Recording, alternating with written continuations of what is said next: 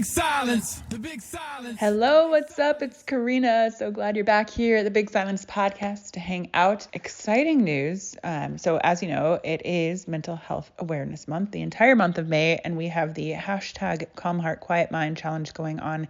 So make sure you use that hashtag, upload what you do for yourself, for your mental health, to have a calm heart and a quiet mind. I've been out here in Palm Springs in nature. Y'all know that nature is my medicine. I want to know what else. I mean, if I could put a list out, it's nature, movement, meditation, reading, solo time, Pomeranians, you know. So this weekend, if you're in Austin, Texas, come by the Kendra Scott store between 10 and 2.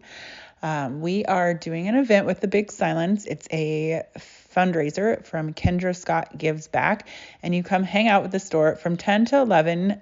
You need a ticket for the workout, and you can go to thebigsilence.com to find out where to get that ticket, or on my Instagram, I'll be posting a lot. And that's a workout with myself, and I have friends joining me. Angela, the Ninja Warrior, Amber Valdez is going to be doing a sound bath meditation, and Iskra is going to do a motivational talk. So make sure you come by, and then we're just hanging out. Afterwards, there's going to be some champagne, and we'll be sipping and shopping and chatting. So come on by. All right, today's guest, Kim Shapira. She is a registered dietitian, food therapist, and we really talk about our mental state and food. And it's a really great conversation. Kim's been awesome. We just did a live on Instagram last week. Such a great conversation. And, you know, food and mental health, there's that correlation. So we dive really deep into that. So enjoy the episode. As always, share this with anyone. And I'll see you later. Kim Shapira, welcome to the Big Silence podcast. Thank you for being here. Thank you for having me. I'm so excited to have this conversation with you. Yeah. So you have a new book. This is what you're really hungry for. I sure do. And it's such an interesting topic because I get a lot of messages as we speak about mental health and the relationship with food. And also myself as founding a fitness company and nutrition and having quite the history of working out and relationship with food. I don't even know where to begin, but I get so many DMs and questions about eating disorders. So I'm going to let you take the lead because I have a lot of questions, but you're the expert in this. So let's talk about it. Oh my gosh. I feel like that was so loaded and like unloaded at the same time. I don't even know where to begin, but let me explain a little bit about this book. Okay. Yep. So I'm a registered dietitian and I've been in practice for 25 years. I have a very full practice and I used to put everyone on diets. That's what you need to know. So is the word diet like a no no, or? I think diet should be screamed from rooftops. I feel like it is actually what my chapter 1 is about. The chapter 1 is about diet and the word fat. Because they're so triggering, and I want to untrigger people. I want it to be a normal thing. The definition of diet, actually is not restriction, it's lifestyle. And so if we can just look at it as this is how I live, rather than this is what I don't get to eat. But why do you think back in the day of when did diet become a trigger word? Oh God, that's a very good question. It wasn't for me. Yeah. And I think it's a personal trigger. I think it's very individualized based on whatever our parents were doing or our peers were doing.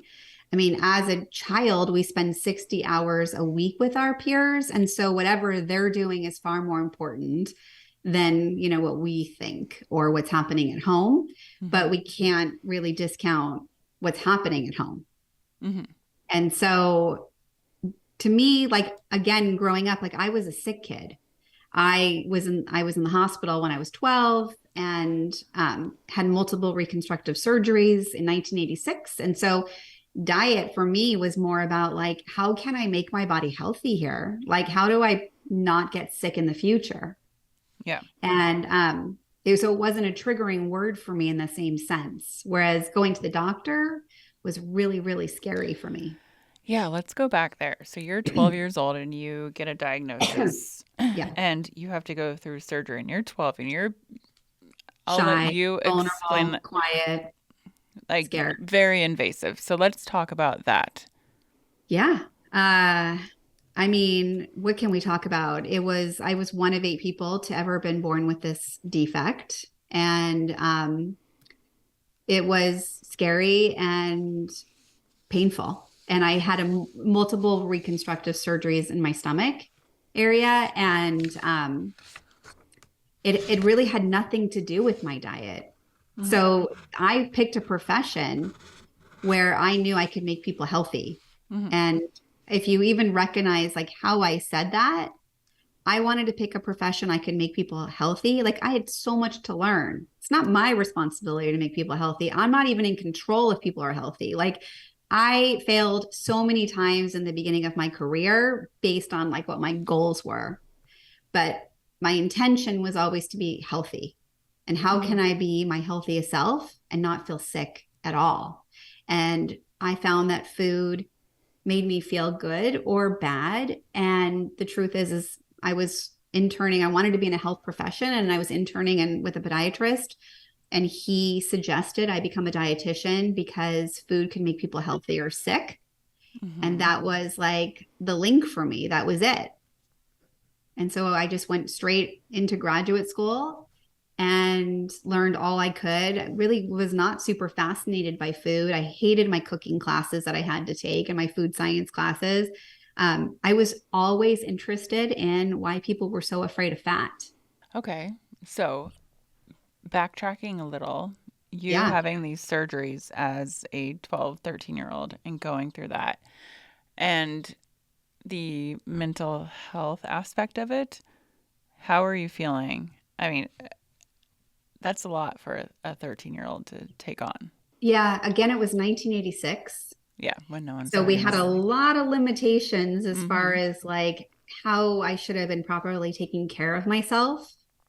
Yeah. My mom was a little bit witchy back then. She still is kind of, which I am super grateful for. And you When you know, say she witchy, helped. what do you mean witchy? I think she was open-minded to quantum physics Mm-hmm. and Yeah. the power of my mind. I will tell you a couple of things happened to me. I developed a very fierce shopping addiction because every Wednesday I would go to the doctor and my mom would say to me, "Don't cry.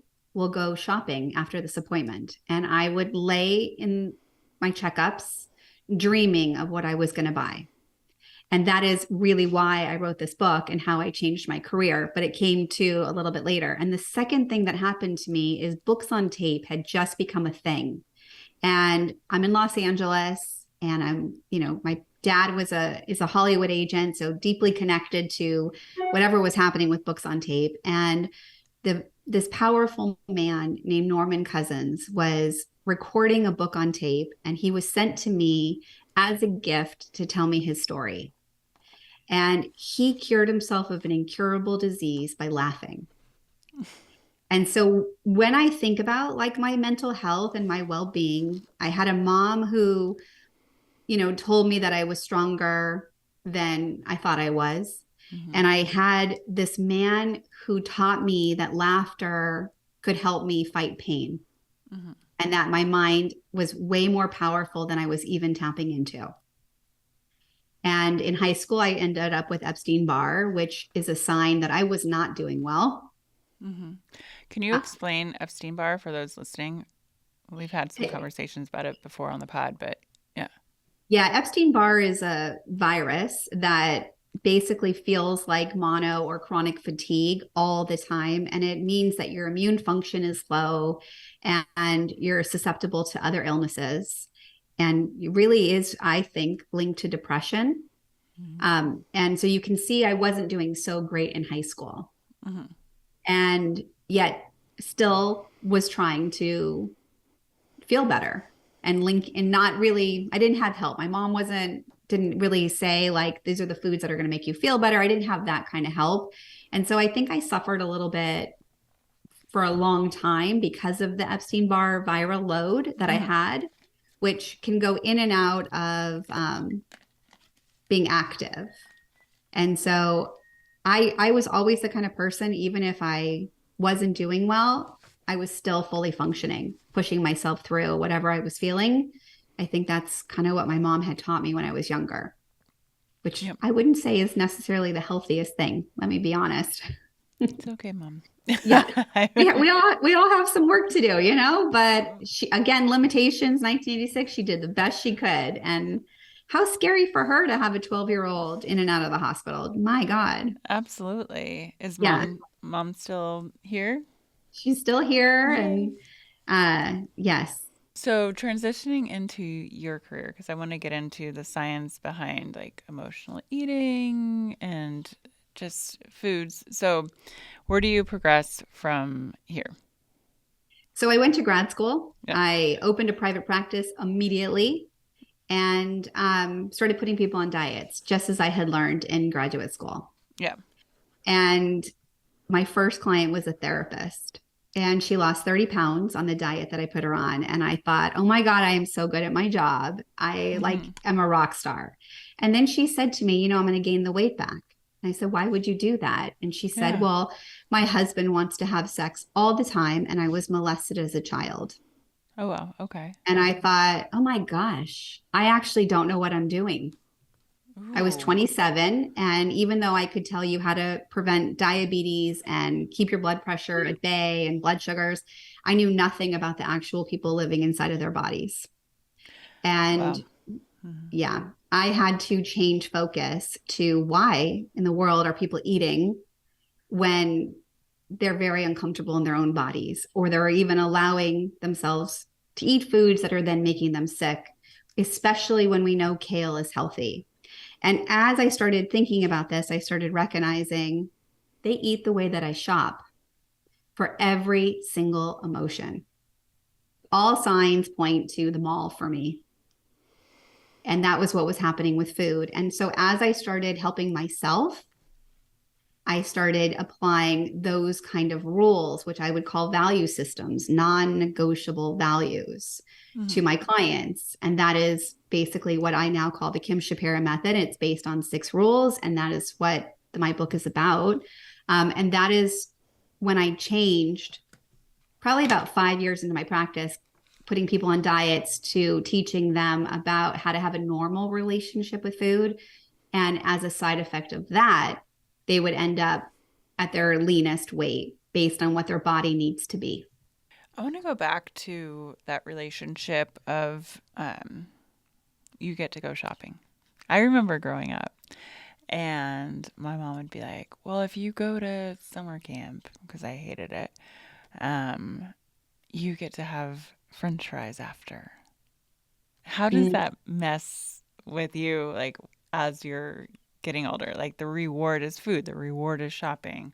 Yeah. So I think that each person, each one of us, develops between 3 and 5 triggers that will cause us to, become vulnerable and go towards whatever coping mechanism we lean towards. And we develop these coping mechanisms in the first 6 years of our life. And then we work for the rest of our life in mastering them. When we go through something very traumatic, or when we, basically when we go through something traumatic, like 9/11, me getting sick at 12, COVID, we then develop new triggers. And each one of us will be triggered by it, but our stories will look different. So maybe some people couldn't wait to get out of the house. Maybe some people never wanted to leave the house. Everybody's story will play out differently. And so for me, when you think about rewarding somebody with French fries for good behavior, it's again going back and reparenting to say, like, can I do this and know the French fries will be there later when I'm hungry? Right? I mean, this is the kind of conversation I have all day long about this, especially when I link it to shopping. Like, everything for me was, yeah, I definitely need that. Yeah, rationalizing bad ideas. So when I got out of the hospital after one of my surgeries, one of my best friend's mother says to me, you gained weight, you look great. it didn't land on me in a sticky way. What I heard was, I'm healthy. Mm-hmm. If she had said that to anyone else that was triggered by their weight, it would have landed really incorrectly and hurt them. But for me, all I heard was, I'm getting healthy. Our rational mind, here, let's just play at this. Answer this from your rational mind. Okay. Food is nourishment. Okay. Now from your irrational mind, food is yummy. It's also comfort. It's also the enemy. It's also entertainment. It's also your friend when you need one. Right. Mm-hmm. So if we can distinguish between our rational and our irrational mind, then we can bring our mind back to rational. So what happens when we are just walking through life rational, we think food is fuel. We're really good at that. First thing in the morning, we might think food is fuel.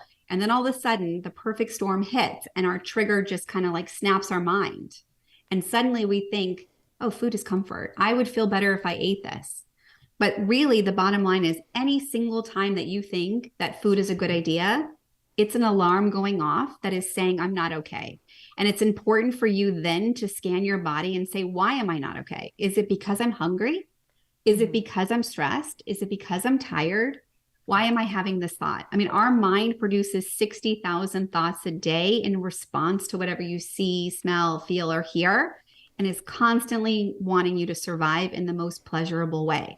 It's interesting too, because I think back, because I'm second generation here in the U.S. and my grandmother immigrated here while pregnant with my dad.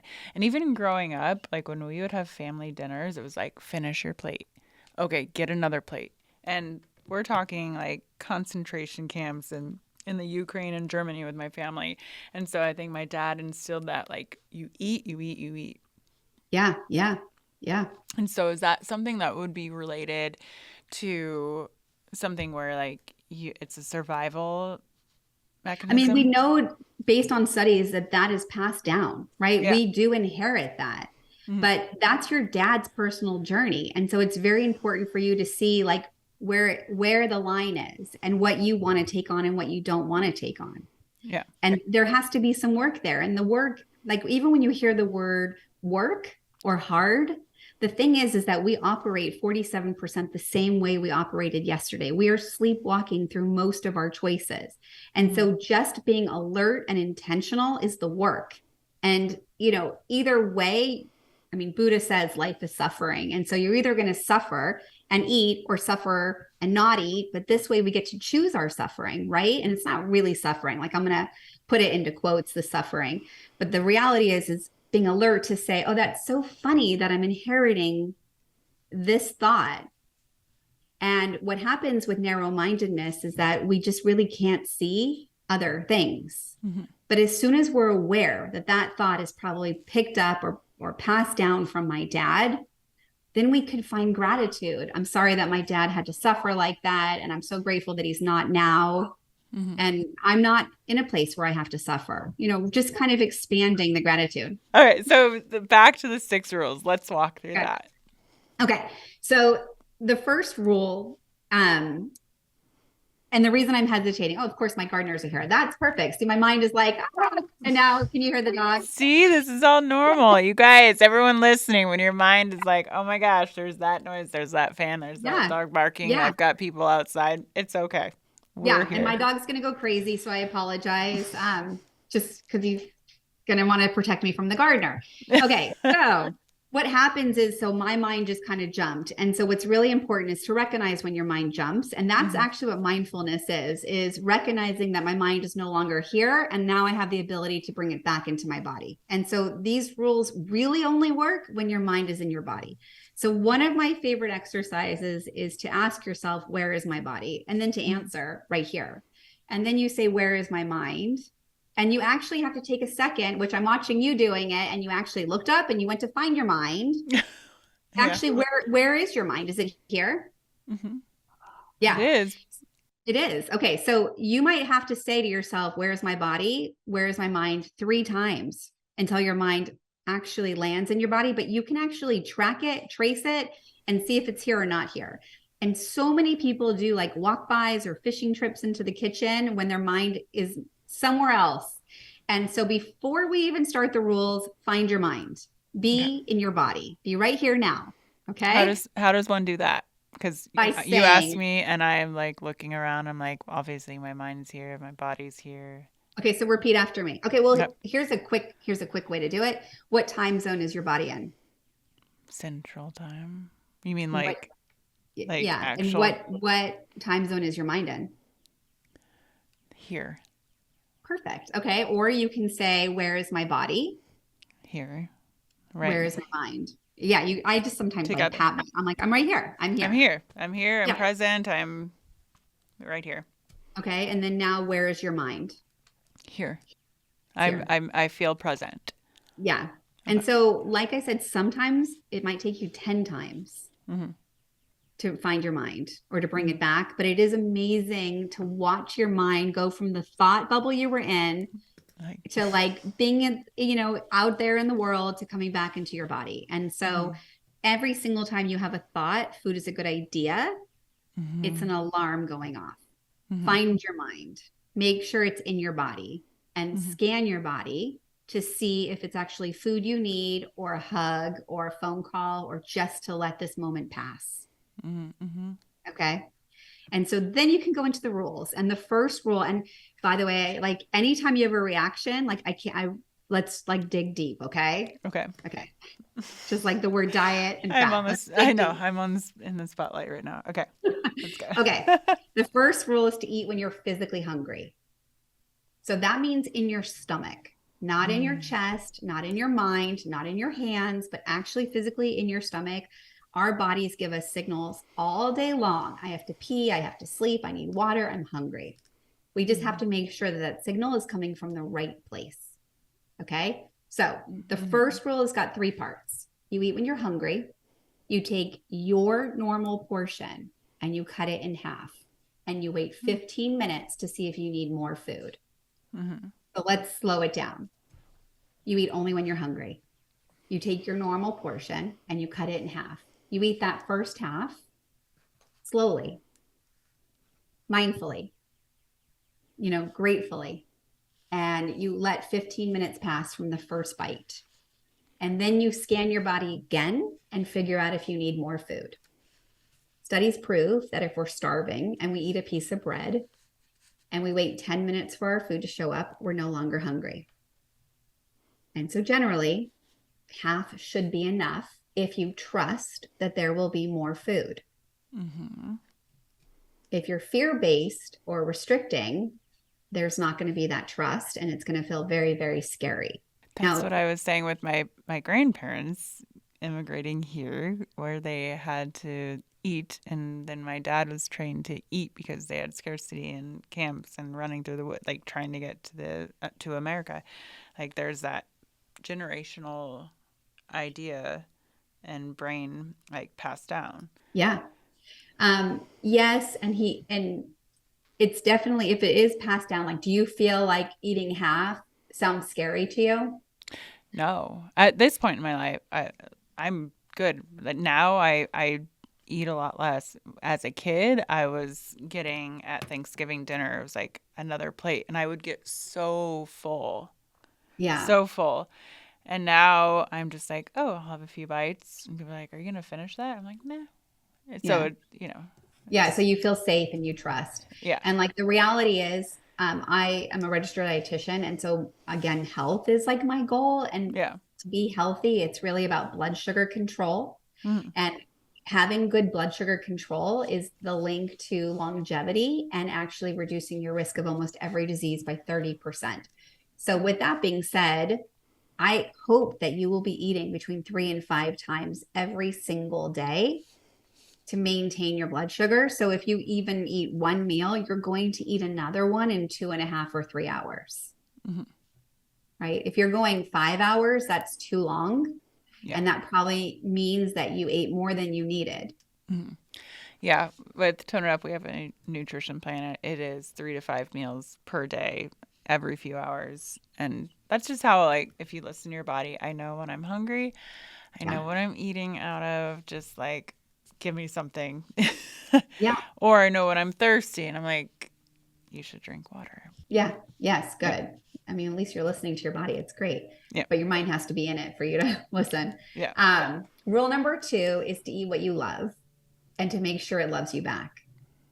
I love cheese, and it Does doesn't it love always. you? Sometimes it does. Sometimes it doesn't. Yeah. So I'm not a big fan of the word health or healthy because I think it's a label that causes people to rationalize bad ideas. Like somebody could eat a bowl of strawberries when they're not hungry because it's healthy. But if they're not hungry, that bowl of strawberries looks exactly like a bowl of ice cream.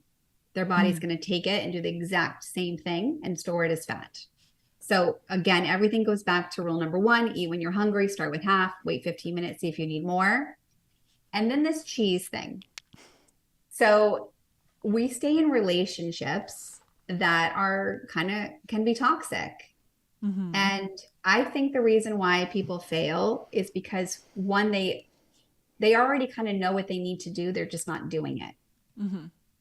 And so the cheese situation, if it's not loving you back, this would mean you're getting headaches. This would mean your eyes are tearing, your nose is running, you are clearing your throat, you are nauseous, burping, getting bloated, you are having stomach noises, sour stomach, airy gas, smelly gas.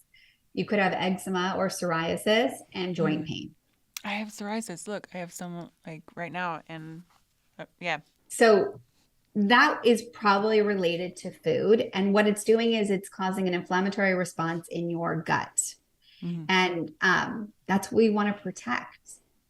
So it would be interesting to see, like, I love a food sensitivity test. It'd be interesting to see if like cheese or certain cheeses are on your list and if that's what's causing, any of these problems. Yeah. Yeah, I definitely need to do a food sensitivity test. I'm down for that because I definitely have it. And as I've gotten older, like I know I'm allergic to pepper. Is that a thing? Yeah. Yes. Yeah. Pepper and peppers. So it could be black pepper, it could be red peppers, it could be spicy peppers. That's a bummer. What happens to you? So I used to love spice. Like, give me all the hot sauce, the habanero, the everything. And then in the past couple of years, it's like when I have spice or black pepper, and my sister is allergic to black pepper too, it gets like phlegmy, like a Yeah. like, and I have to spit like it's like this weird phlegm. I was like, wow, that never happened before, and Yeah. yeah, So you definitely, in order to heal the lining of your gut, you want to add like a good probiotic or yeah, flaxseed oil, or chia seed and whole grains and B vitamins, yeah, fruits and vegetables. okay, Yeah, I know. I would do a food sensitivity test because then you'll know exactly what foods love you back. yeah. It definitely like again as it was the past few years, like I can tell my food sensitivities versus being younger and just allergies all around from like bugs and also moving to Texas and allergies and Yeah. everything. Like everything is like shifted. Yeah, I believe it. Yeah. But so allergic is actually when your throat closes, your lips swell, anaphylactic shock, or hives. Sensitivity are reversible and only temporary. Yeah. So you just need to kind of like heal whatever is causing it by removing it for a little while, and then you can bring it back. Yeah. Okay. Yeah. So thankfully, I mean, I don't think it's an allergy. I think it is a sensitivity. Yeah, most likely sensitivity because from moving here in Texas, so I do have an allergy to bugs here where I have an EpiPen and So maybe it could be allergy. Yeah. But did you ever have an allergy test to see if you were allergic to foods? No. I'm going to send you that link so Okay. you know what tested. You're going to have to get back to us on that Yes, I will. one. Okay. Rule number 3 is to eat without distractions. And that means be mindful, be in your body and turn off the TV, turn off your phone, because so many people think they're hungry, but really they're bored and they're using their phone, and then they don't want to get off their phone. So they're using the food to kind of like make whatever they're doing last a little bit longer. And they're just not paying attention to what their body actually needs. So distractions come in the form of emotions. They come in actually just food being in front of you. And like, what did I say? Emotions, the food being in front of you, and certain cravings. And so I would just be aware of, are you hungry when you're eating? Be hungry when you eat, and start with half. That's like a fail safe to make sure that you're not going to overeat. Rule number 4 is to get 10,000 steps every single day. So really the goal is 7,000 to prevent sudden death by 50%. But what I have come to believe is that we need to be more active than not. And so 10,000 is the number that I always feel is the magic number. How do you feel about that? What's your thought on the steps? I agree. I try to always get 10,000, and I agree with you. You said the word sudden death. That was shocking. Sorry. But no, I mean, that's the case. We need to move our bodies more. We need to move. Yeah. And so I had a phase where I was tracking my steps and made sure I was getting 10,000. But then during 2020 to 2021 and a half, I was not moving at all. And that's also when I was gaining weight. But then I noticed I was traveling more. I was working more after this phase, and I was doing 10,000 steps a day just naturally. And I think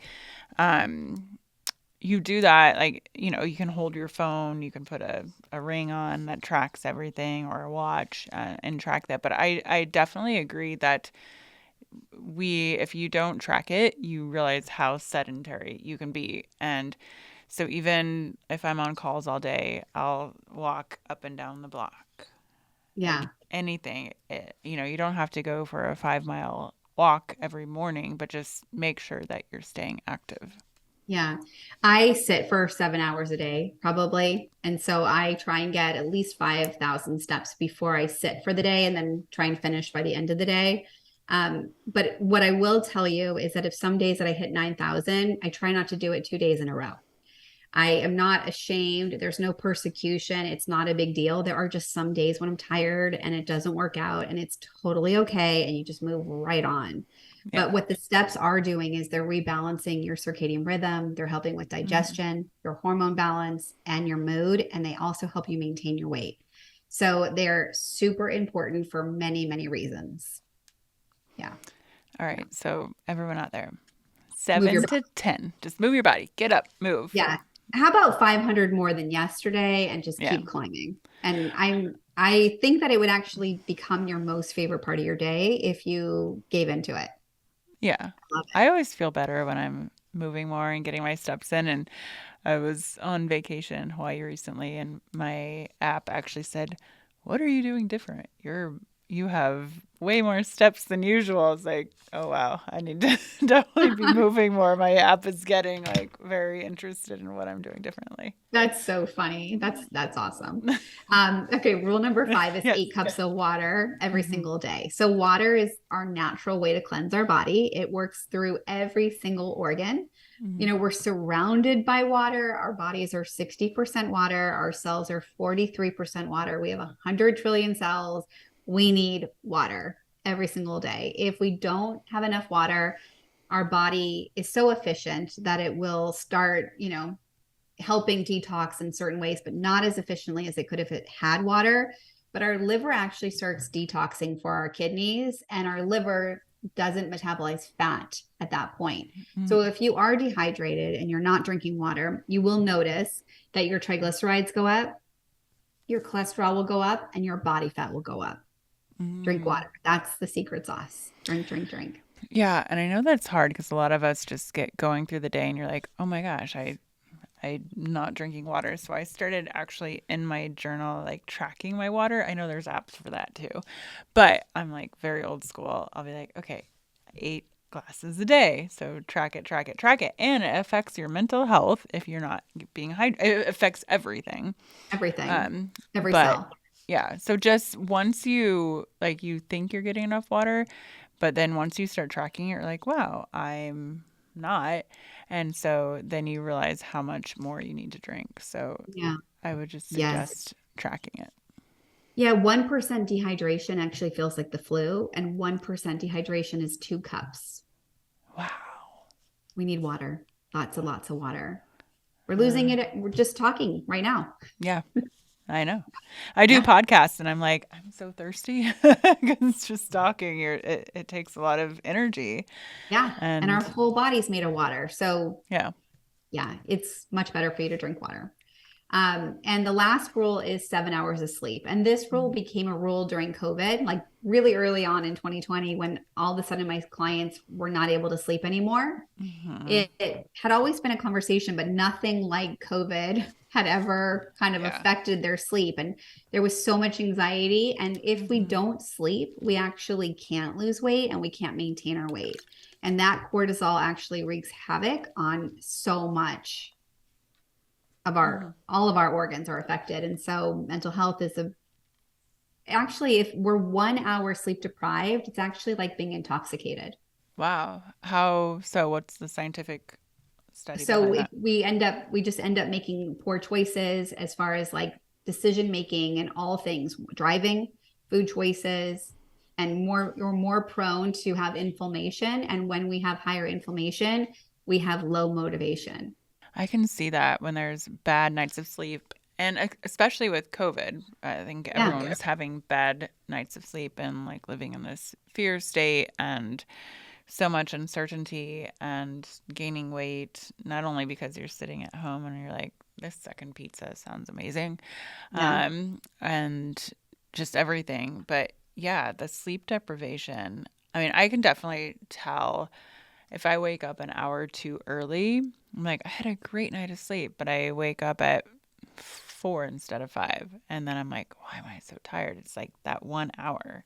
Yeah, it's like if you're going from Los Angeles to New York and that time change causes a Yeah. little bit of jet lag, that 1 hour is going to cause jet lag. Yeah. If you lost an hour of sleep. And the thing is, people try to eat chocolate or have coffee to make up for it. And the reality is, they kind of just need to accept, okay, I'm a little tired today. And it's actually going to take me 3 days to recover. And there's nothing I can do about it. It's just like jet lag. Yeah.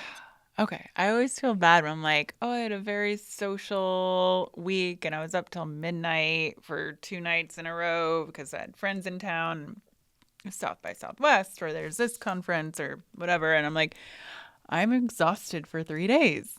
Yeah. And you will be. And just accept it. Don't try and do Okay. anything about it. Okay. I was like, what's wrong with Yeah, me? I know it's true. It's so weird. But also, people don't even think about it as jet lag. Yeah. And Yeah. we're fully accepting of jet lag. Yeah. Okay. Now I beat myself up over that probably a lot. I'm like, Don't. I, But the single most important thing with sleep is that sleep is a habit. yeah. And so we really do need to try and go to sleep at the same time every night Hmm. and wake up at the same time. So even if you miss an hour of sleep, still wake up at the same time that you usually wake up and do not hit the snooze button. If you Hmm. hit the snooze button, then you're kind of like falling back into another sleep cycle, and that makes you overtired. We want to prevent that. Yeah. And what about tips for falling asleep?